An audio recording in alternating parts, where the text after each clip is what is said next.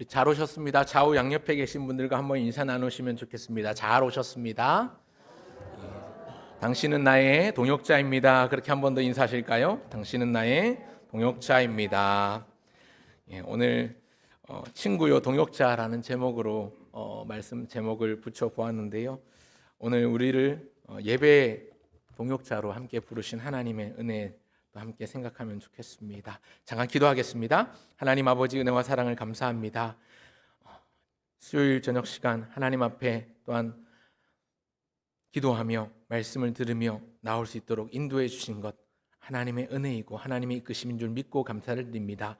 이 시간도 하나님이 영광을 받아주시고 주님 우리에게 주시는 말씀을 사람의 말로 받지 아니하고 하나님의 말씀으로 받아서 믿음의 정상을 향한 담대한 발걸음을 한 발 한 발 내딛는 우리 모두가 되게 하여 주시옵소서. 전한 자의 부족함을 감추어 주시고 오직 세상과 나는 간 곳 없이 구속한 주님만 바라보며 주님만 드러나는 시간 되게 하여 주시옵소서. 감사드리며 주 예수님의 이름으로 기도합니다. 아멘. 오늘은 친구요 동역자라는 제목으로 하나님의 말씀 증거하겠습니다. 아마 지난 주일날 우리 부평 성경 읽기표를 가져가신 분들은 오늘 본문이 굉장히 눈에 익으실 겁니다. 아마 부지런히 성경 읽고 계실 거라고 생각이 드는데요. 오늘 읽은 오늘 본문에 해당하는 내용을 설교 본문으로 좀 잡아보았습니다. 오늘 본문에 나오는 아브라함, 오늘 아마 여러분 성경에는 아브라함의 도고 혹은 아브라함의 기도라는 소제목이 붙어 있는 분들도 많을 텐데요. 아브라함의 모습을 살펴보면서 오늘 우리에게 하나님께서 어떤 역할, 어떤 일들을 주시는가 함께 나누고 그렇게 역할을 맡겨주시는 하나님의 기대에 순종하며 부응하는 우리 모두가 되기를 간절히 소원하는 마음으로 함께 은혜의 말씀 지금부터 함께 나누고자 합니다. 자, 우리 한번 하나님의 말씀을 다시 한번 생각하시면서 한번 제목을 따라 주시면 좋겠습니다. 친구요 동역자. 하나님께서 우리를 친구요 동역자로 삼아 주셨습니다. 우리가 기억해야 될 세 가지 우리에게 맡겨주신 역할, 우리에게 맡겨주신 일들을 생각해 보고자 합니다. 첫째는요, 친구로 삼아 주십니다. 한번 따라 하실까요? 친구로 삼아 주십니다. 사랑하는 성도 여러분, 하나님은 우리를 친구로 삼아 주십니다. 이 친구라는 단어의 사전적인 의미는요, 친할 친자에 옛구자를 써서 가깝게 오래 사귄 벗 혹은 나이가 비슷하거나 아래인 사람을 친근하게 이르는 말이라고 이렇게 사전적으로 정의를 해볼 수가 있습니다. 오늘 본문 17절을 같이 한번 읽어보겠습니다. 창세기 우리 오늘 본문 17절 같이 한번 읽어볼까요? 같이 있습니다. 시작. 여호와께서 이르시되 내가 하려는 것을 아브라함에게 숨기겠느냐. 여러분 창세기 18장에는요 하나님께서 행하실 두 가지 일을 말씀하십니다. 한 가지는 아브라함 개인에게 일어날 놀라운 일이고요. 그 내용이 무엇인가? 너가 무엇을 얻을 것이다? 아들을 얻을 것이다. 그런 약속을 하십니다. 그리고 또 다른 한 가지는 죄악이 관영한 세상을 상징적으로 보여주는 소돔과 고모라의 죄악을 좌시하지 않고 심판하시겠다는 말씀을 하십니다. 오늘 본문에서 17절 방금 읽은 17절에 내가 하려는 것을 아브라함에게 숨기겠느냐 하신 것은 아브라함에게 아들을 주시겠다고 약속하신 직후에 하신 말씀입니다. 하나님께서 죄로 가득한 그 소돔과 고모라 성읍을 멸망시키고자 작정하셨는데요. 이 일 역시 아브라함에게 감추지 않으시고 알리십니다. 그만큼 아브라함을 특별한 존재로 특별하게 여기시는 거지요. 지난주에 오전에 우리 새해 첫날 우리 드렸던 말씀, 우리 예배 가운데 우리 들었던 말씀 가운데 우리 담임 목사님께서도 인용하셨지만 야고보서 2장 23절을 보면 이렇게 말씀하고 있습니다. 같이 한번 읽어볼까요? 시작. 이에 성경에 이른바 아브라함이 하나님을 믿으니 이것을 의로 여기셨다는 말씀이 이루어졌고 그는 하나님의 벗이라 칭함을 받았나니. 그는 하나님의 무엇이라 칭함 받았다고요? 벗이요. 하나님의 벗이라 칭함을 받았습니다. 한 구절만 더 살펴보면 좋겠습니다. 구약성경 이사야 41장에 보면 이사야 41장 8절에 이렇게 말씀이 있습니다. 같이 읽겠습니다. 시작. 그러나 나의 종 너 이스라엘아 내가 택한 야곱아 나의 벗 아브라함의 자손아. 아브라함을 두고 나의 벗이다 이렇게 말씀하고 있습니다. 읽지는 않겠지만 역대하 20장에도 보면 주의 벗 아브라함이라는 단어를 쓰고 있습니다. 하나님께서 아브라함을 지칭하실 때 나의 벗이다, 친구다 이렇게 여겨주시는 거지요. 여기 이 벗을 뜻하는 단어 히브리어는요, 이 하베르라는 단어가 있는데 원래 이 하베르라는 단어는 단짝을 의미합니다. 그러니까 하나님께서 지금 아브라함을 친구요, 단짝과도 같은 특별한 존재로 여기신다는 거죠. 여러분, 사람과 사람 사이에는 비밀이 존재합니다. 같이 사는 부부 간에도 부부만 아는 서로 간의 비밀이 있겠죠. 또 부모 자식 간에도 지킬 비밀이 있습니다. 그런데 오늘 본문에 하나님은 아브라함에게 비밀이 없습니다. 내가 아브라함에게 감출 것이 무엇이냐? 내가 하려는 일을 아브라함에게 숨기겠느냐? 이렇게 말씀하고 계시죠. 아브라함이 그만큼 하나님과 친밀합니다. 아브라함이 하나님과 그렇게 가깝습니다. 아니, 정확히 말씀드리면 하나님께서 아브라함을 귀히 여기시고 가까이 여기시고 계신 것이지요. 오늘 사랑하는 성도 여러분, 우리의 모습은 어떻습니까? 하나님께서 나를 아시는 것처럼 나도 하나님을 잘 알고, 그래서 서로 비밀이 없고 감출 것이 하나도 없는 그런 막역한 관계, 나와 하나님과의 관계가 그렇게 막역한 사이로 지내고 계십니까?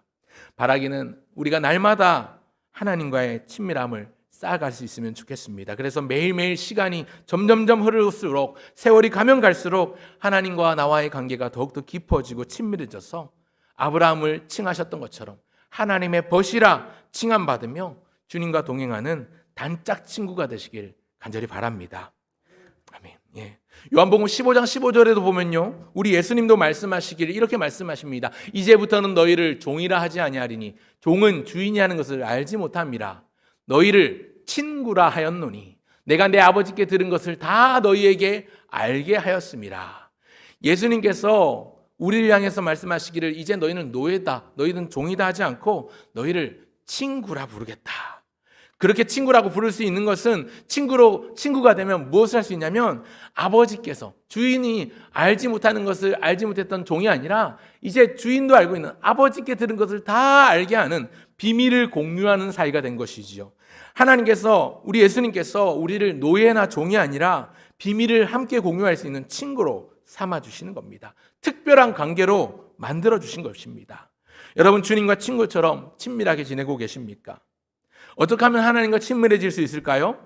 두 가지를 말씀드릴 수 있겠습니다. 하나님과 친밀해지기 위해서는 말씀과 기도, 이 두 가지를 꼭 붙들어야 되겠습니다. 하나님의 말씀을 통해서 우리는 하나님을 알 수 있고 하나님의 뜻을 깨달을 수 있습니다.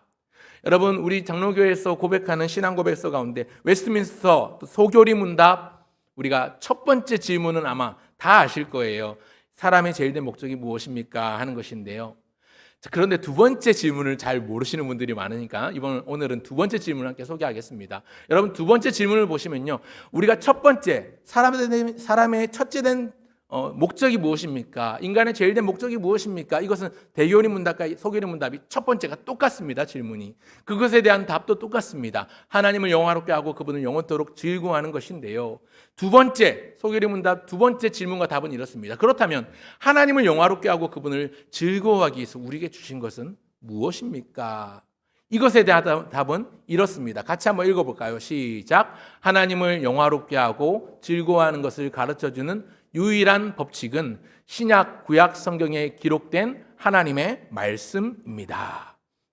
여러분, 우리가 인간의 목적이 하나님을 영화롭게 하고 그분을 영원토록 즐거워하는 것이라고 했는데, 어떻게 그분을 영원토록 즐거워하고 그분을 영화롭게 할 수 있는가? 하나님의 말씀을 통해서 가능하다고 우리는 그렇게 고백합니다. 여러분, 하나님을 영화롭게 하고 그분을 영원토록 즐겁게 하기 위해서 우리에게 주신 책은 바로 유일한 법칙으로 주신 계시된 신구약 성경에 나오는 하나님의 말씀입니다. 즉, 하나님의 말씀을 듣고 그 말씀을 사람의 말이 아니라 하나님의 말씀으로 받을 때에 우리는 하나님을 즐거워하고 영화롭게 할 수 있습니다. 이것이 하나님과 친밀해지는 첫 번째 방법이고요. 그리고 그 말씀을 붙들고 두 번째, 하나님 앞에 어떻게 하면 됩니까? 예수님의 이름으로 기도하면 됩니다. 그렇게 기도하고 간구하면 하나님과 친밀함이 더해지고 깊어지고 하나님과의 관계가 더욱더 넓어질 수 있는 것입니다. 이것이 바로 하나님과 친밀해지는 방법입니다. 그러니 말씀을 듣고 또 말씀을 붙들고 그 말씀 붙들고 기도하면 됩니다. 말씀을 듣고서 기도할 뿐만 아니라 말씀을 들으면 즉시 움직일 수 있는 말씀의 사람, 순종의 사람이 되면 하나님과 친밀해지는 것이지요. 여러분, 하나님께서 아브라함에게 감출 것 없이 계획을 털어놓으신 것처럼 오늘 우리에게도 하나님의 마음을 헤아리게 하시고 하나님의 마음을 깨닫게 하시고 그렇게 하나님의 뜻을 우리가 알 수 있도록 항상 말씀을 붙드시고 기도하시는 말씀의 사람, 기도의 사람 다 되시기를 주의 이름으로 축원합니다. 아멘. 그래서 하나님의 벗이라 칭함받는 아브라함처럼 하나님이 우리를 친구 삼아주시면 참 좋겠습니다. 그런가 하면 둘째로 우리가 생각할 것, 둘째는 중보자로 세워주십니다. 사랑하는 성도 여러분, 하나님은요 우리를 중보자로 세워주십니다. 한번 따라할까요? 중보자로 세워주십니다. 중보자로 세워주십니다. 오늘 힘이 없으신가요? 다들 목소리가 또롱또롱하지 않으시고 좀 작으신 것 같은데 많이 힘드시죠? 우리 정신을 깨자는 의미에서 제가 따라하자고 말씀을 드리는 거니까요. 좀 힘을 내서 이게 지금 따뜻하면 졸릴 수 있기 때문에 잘 따라해 주시면 좋겠습니다. 오늘 본문에 나오는 이 소돔과 고모라 성은요 지리적 배경인데요 죄악으로 가득합니다. 오늘 본문 20절과 21절을 같이 한번 읽어보겠습니다. 20절과 21절 같이 있습니다. 시작. 여호와께서 또 이르시되 소돔과 고모라에 대한 부르짖음이 크고 그 죄악이 심히 무거우니 내가 이제 내려가서 그 모든 행한 것이 과연 내게 들린 부르짖음과 같은지 그렇지 않은지 내가 보고 알려 하노라. 소돔과 고모라 성에 만연한 죄악이 너무나도 크고 심히 무거워서 하나님이 그걸 직접 확인하시겠답니다. 여러분, 소돔과 고모라라는 단어는요 타락과 멸망을 상징하는 대표적인 단어가 되어버렸습니다. 고유명사가 되어버렸습니다. 그 소돔성, 고모라 성읍은요 불과 유황이 내려서 멸망당했던 성읍입니다. 여러분, 신약시대 신약성경 베드로후서 2장 5절과 6절에 보면 하나님께서 세상을 심판하실 것에 대해서 말씀하는데 이렇게 말씀합니다. 제가 읽겠습니다. 옛 세상을 용서하지 아니하시고 오직 의를 전파하는 노아와 그 7 식구를 보존하시고 경건하지 아니한 자들의 세상에 홍수를 내리셨으며 소돔과 고모라 성을 멸망하기로 정하여 재가 되게 하사 후세에 경건하지 아니할 자들에게 본을 삼으셨으며. 여러분, 노아 시대에 물로 세상을 심판하신 것과 동일선상에 이 소돔과 고모라를 불로 심판하신 것, 그래서 죄로 만드신 것을 나란히 언급할 만큼 죄가 가득했던 지역이, 죄가 가득했던 당시가 이 소돔과 고모라의 모습인 것이지요. 그렇게 하나님께서 크게 노하셨던 때가 이 소돔과 고모라의 죄악 때입니다. 그렇게 소돔과 고모라를 모조리 불태워서 없애버리는 심판을 하시려는데 이때 아브라함이 나섭니다. 죄로 가득한 그 도시를 위한 중재자가 된 것입니다. 오늘 본문 23절과 24절을 보겠습니다. 23절, 24절 같이 읽겠습니다. 시작. 아브라함이 가까이 나와 이르되 주께서 의인을 악인과 함께 멸하려 하시나이까? 그 성 중에 의인 50명이 있을지라도 주께서 그곳을 멸하시고 그 50 의인을 위하여 용서하지 아니하시리이까? 아브라함이 하나님께 청합니다. 의인 50명만 있으면 봐주십시오. 하나님께 청합니다. 아브라함이 청하기를 그 성에 의인이 있으면 어떡합니까? 죄인들로 인해서, 악인들로 인해서 심판하실 때 의인들도 죽으면 너무 무고한 죽음 아닙니까? 이건 부당합니다. 이건 공의롭지 않습니다. 하나님의 거룩하심에 어울리지 않습니다. 하나님 공의로우신 분이신데, 하나님 참으로 거룩하신 분이신데 의인도 같이 죽이는 건 너무 부당하지 않습니까? 하나님을 설득하기 시작합니다. 그래서 하나님을 설득하기 시작하는 협상과 같은 모습이 시작됩니다. 26절에 하나님이 좋다. 그러면 50명, 그 50명 찾으면 내가 용서하마, 내가 심판하지 않으마. 하나님이 말씀하시니까 이제 아브라함과 줄다리기 협상이 시작돼요. 그 인원을 조금씩 깎습니다. 아마 아브라함이 생각할 때 50명이라고 말은 했지만 조금 자신이 없었나 봐요. 그래서 인원을 5명 줄여서 45명을 청해서 얘기하죠. 또 깎아서 40명, 그 다음엔 30명, 그 다음엔 20명, 그 다음엔 10명, 10명까지 깎습니다. 이번만 한 번만 더 말씀드리겠습니다. 10명이라면, 10명이라면 어떻게 하시겠습니까? 하나님은 좋다. 10명이라도 내가 그들을 용서하고 사하마. 내가 심판하지 않으마. 그렇게 말씀합니다. 6번 청해서 깎은 숫자가, 최종 숫자가 10명이었습니다.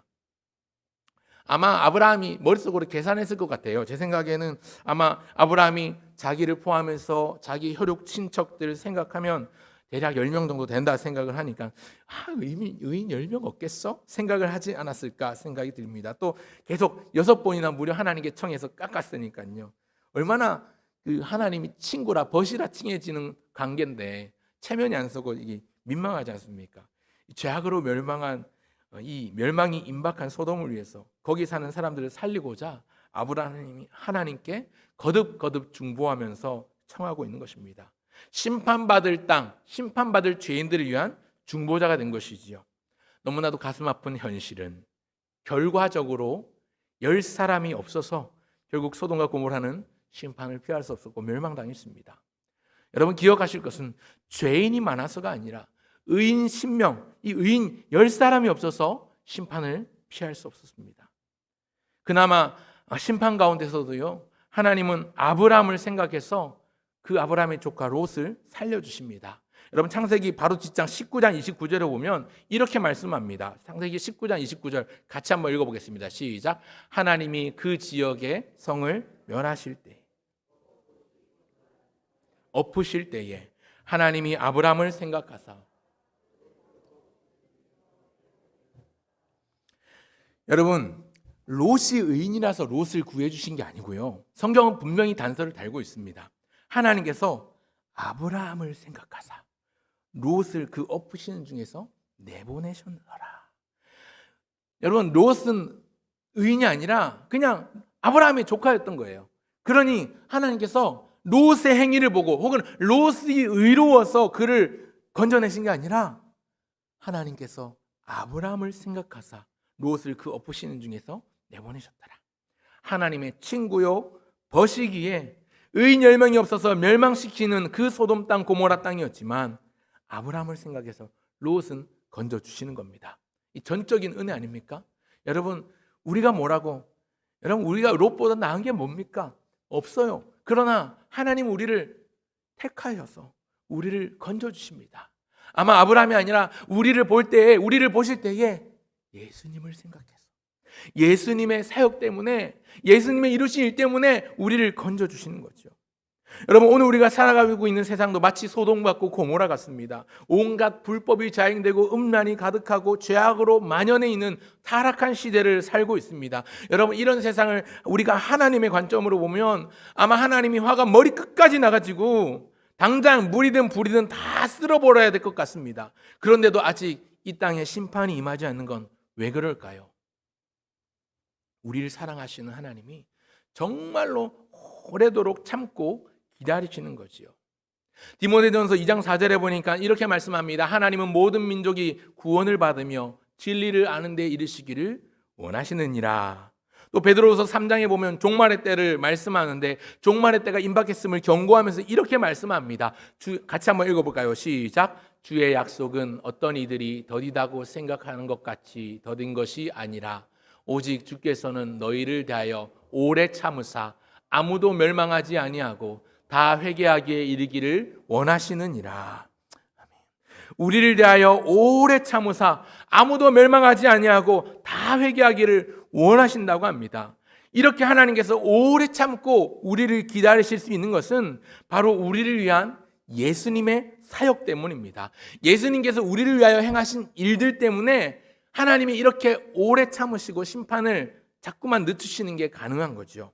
여러분 우리 예수님께서 우리를 위해서 어떤 일을 하셨습니까? 하나님 앞에서 중보자가 되어주셨습니다. 사실 중보자는 그리스도이신 예수님 한 분밖에 없어요. 디모데전서 2장 4절 아까 좀 전에 읽었는데 2장 5절에 보면 이렇게 말씀합니다. 하나님은 한 분이시요 또 하나님과 사람 사이의 중보자도 한 분이시니 곧 사람이신 그리스도 예수라. 여러분 하나님의 작정을 막을 수 없어서 가만히 놔두면 영원한 지옥 형벌을 피할 길이 없었습니다. 우리가요.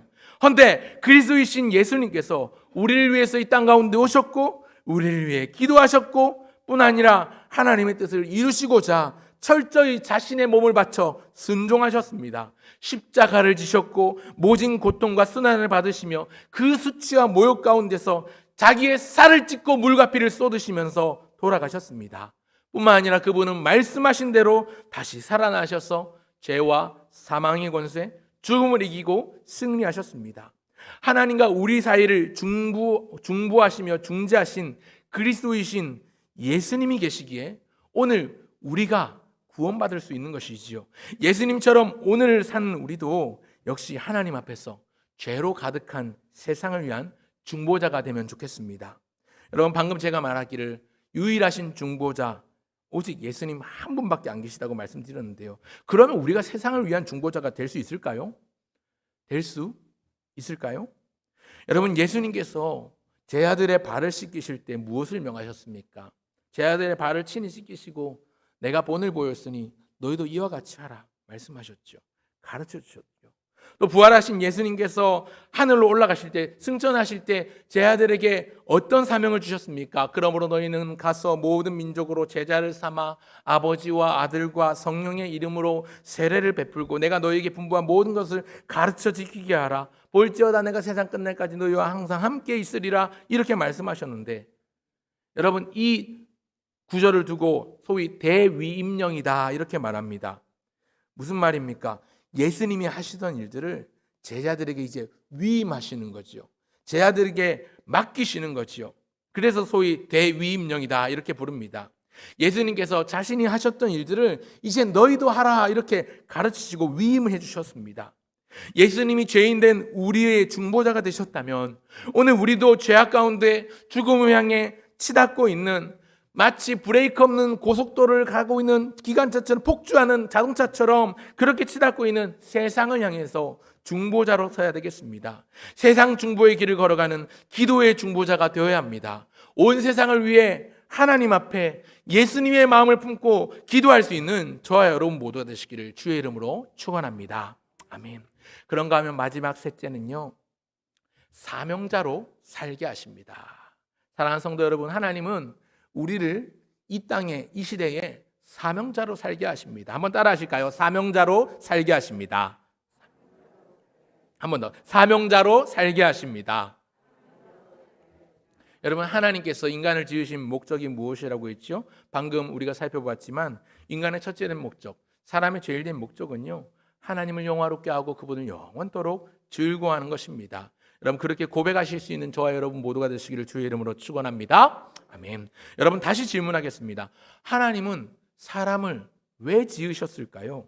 많고 많은 사람 가운데 우리를 부르시고 택하신 이유가 무엇일까요?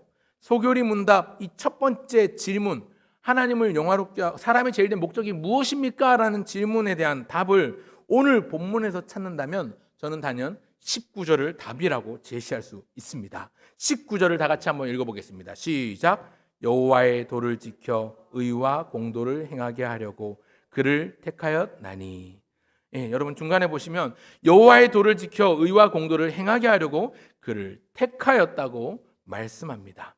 아브라함과 아브라함의 권속들, 아브라함의 가족들을 여호와의 도를 지켜 여호와 하나님의 의와 공도를 행하게 하려고 그들을 택했다 이렇게 말씀하시는데요. 이 말은요, 하나님의 뜻과 공의를 택함 받은 그 아브라함과 아브라함의 가족들을 통해서 펼치시겠다라는 것이지요. 아브라함을 택하신 이유이지만 또한 오늘 우리를 부르시고 택하신 이유라고 확신합니다. 사랑하는 성도 여러분, 하나님은요, 하나님의 뜻과 자기의 공의를 그냥 펼치지 않으시고 오늘 저와 여러분, 오늘 우리를 통해 펼치시기를 원하십니다. 여러분, 우리를 통해 이루실 주님의 일들이 있습니다. 여러분, 그런데요, 우리가 만약에 그 일을 하지 않으면 주님의 뜻이 막힐 것 같죠? 물론 하나님은 다른 방법을 통해서도 반드시 하나님의 뜻을 이루시고 하나님의 공의를 성취하시는 분이십니다. 그러나 말씀하시기를 오늘 우리를 통해서 이루시겠다는 거죠. 오늘 아브라함과 그의 가족들을 통해서 이루시겠다는 거죠. 그만큼 주님은 아브라함을 귀하고 사랑스러운 존재로 여기십니다. 또한 그 주님은 오늘 부름받은 자녀들인 우리를 너무나도 귀하고 사랑스러운 존재로 여기고 우리를 사용하길 원하십니다. 그렇기 때문에 주님을 실망시키지 않는 사명자로 힘쓰며 살아가는 저와 여러분 모두가 되시길 간절히 바랍니다. 여러분, 고린도전서 3장 9절에 보면요, 이런 말씀이 있습니다. 사도 바울이 고린도 교회 성도들에게 이렇게 말씀해요. 같이 한번 읽어보겠습니다. 시작. 우리는 하나님의 동역자들이요 너희는 하나님의 밭이요 하나님의 집이니라. 여러분, 하나님의 일을 하는 자를 하나님의 동력자로 삼아 주셨는데요. 여기 동력자라는 단어의 이 헬라어 원문을 보면 이 시네르고스라는 단어는 원래 멍에를 같이 매는 이런 뜻입니다. 멍에를 같이 맨다라는 뜻인데요. 중동 지역에는 농사를 지을 때 쟁기를, 우리는 뭐 우리나라에 멍에를 메고 쟁기는 뭐 소 한 마리에도 이렇게 쟁기를 합니다만, 보통 근동 지역에 밭을 갈 때 소 2마리 이상 함께 멍에를 매는 경우가 있습니다. 그래서 예수님께서 마태복음 11장에 보면 수고하고 무거운 짐진 자들 다 내게로 오라 말씀하실 때 멍에를 맨다고 할 때 2마리의 소가 멍에를 맬 때 한 마리의 소가 힘이 없어도 다른 한 마리의 힘이 있으면 그 한 마리의 소가 좀 지치고 딸려도 밭을 제대로 갈 수 있거든요. 근데 이 멍에를 같이 매는 관계가 동력자라는 겁니다. 한자어로는 같은 일을 한다, 같은 일을 하는 사람이다 이런 뜻이 있지만, 이 헬라어 원문의 뜻은 멍에를 같이 매는 사람이다, 멍에를 같이 매는 존재다, 파트너다 이런 의미가 있습니다. 그런데 하나님이 우리를 동역자로 부르셨다는 거죠. 사도 바울이 나는 너희의 동역자다 이렇게 말하지 않고요, 우리는 하나님의 동역자들이다 이렇게 말씀합니다. 너희는 바치고 하나님의 집이다 이렇게 말씀합니다. 하나님의 일을 하는 자를 하나님은 동역자로 삼아 주셨다는 거지요.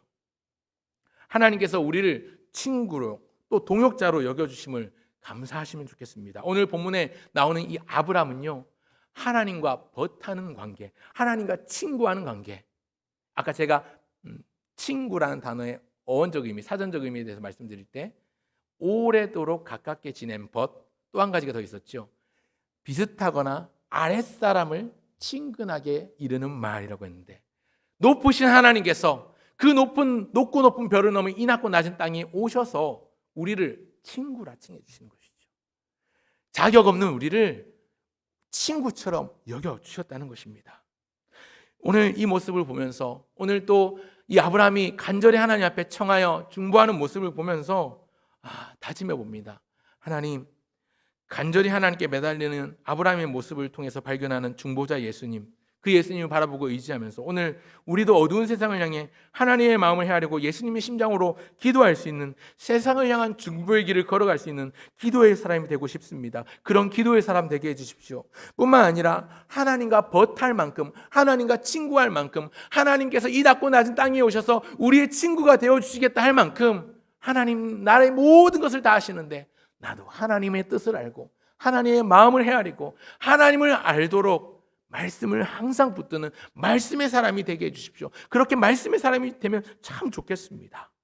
뿐만 아니라 그래서 믿지 않는 자들에게, 어두운 세상 죽음을 향해서 죄악 가운데 치닫고 있는 그 믿지 않는 자들에게 복음을 전함으로 하나님의 의를 이루고 하나님의 일을 행하는 복음의 사명자가 되면 참 좋겠습니다. 여러분, 우리 자신을 볼 때나 또 인간 자체를 생각해 볼 때 참 보잘것없는 존재죠. 참 죄 많은 연약한 인생들입니다.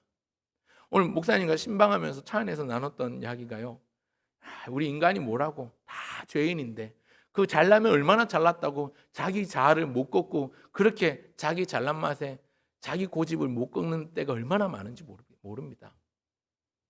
우리가 뭐라고요? 다 죄인이고 하나님 앞에서는 50, 500번 다 죽을 수밖에 없는 죄인인데, 하나님의 은혜 아니면 다 그냥 싸그리 지옥으로 영원히 지옥 형벌을 받아야 될 존재인데 우리가 뭐라고요? 그런데 그런 보잘것없는 존재, 그런 죄 많은 존재인데 주님은 우리를 보잘것없는 존재로 여기지 않으시고 죄 많은 존재로만 여기지 않으시고 귀히 여겨주십니다. 예수님의 사역 때문에, 예수님 덕분에 우리를 귀히 여기시고 뿐만 아니라 우리를 통해서 일하시고자 하시는 거죠. 오늘 나를 향한, 또 여러분을 향한 하나님의 기대는요, 너무나도 크고 위대합니다. 우리를 향한 주님의 그 기대에 감사할 수 있으면 좋겠고, 감격할 수 있으면 좋겠고, 감탄할 수 있게 되길 바랍니다. 이런 감사의 마음으로, 또 감격의 마음으로, 또 감탄하는 에너지로 주님이 함께 하신다는 약속을 믿고 주님의 능력을 의지하면서 주님이 맡겨주신 일에 충성봉사하면서 헌신하고 순종하는 날마다 말씀을 붙드는 말씀의 사람으로, 하나님께 기도하며 나가는 기도의 사람으로, 또 복음을 붙들고 세상으로 나가는 복음의 사명자로 살아가는 저와 여러분 모두가 되시기를 주의 이름으로 축원합니다. 아멘.